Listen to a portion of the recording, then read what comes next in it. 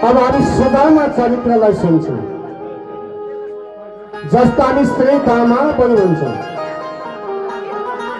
सुदामा भनेका को हुन् भने भगवान कृष्णका मित्र सखा मित्र। काशीमा सन्दीपनी गुरुको आश्रममा बसेर सँगै पढ्ने साथीहरू मित्र हुनुहुन्थ्यो। एक दिन अब सुदामा ब्राह्मण कस्ता थिए भन्दा बडो सन्तोषी। त्यहाँ ब्राह्मणहरूको लक्षणै सन्तोषी। असन्तोषी नाश हुन्छ। सन्तोषीलाई जति भए पनि नारायण हरि पुगिहाल्यो, असन्तोषीलाई जति भए पनि बोल्दैन।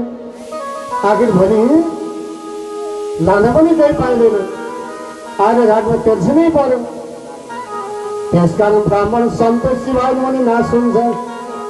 राजा गइकन सन्तोषी भयो भने राज्य जान्छ। तर ब्राह्मण सन्तोषी भन्नु, राजा असन्तोषी भन्नु। त्यो ब्राह्मण सुदामा बडो सन्तोषी थियो। अनेक जीवनमा उतार चढाव आए तर पनि आत्तिएनन्। उनकी पत्नी थिइन् जसको नाम सुशीला। उनी पनि अब जे छ मेरो प्रारब्ध भाग्यमा त्यही हुन्छ।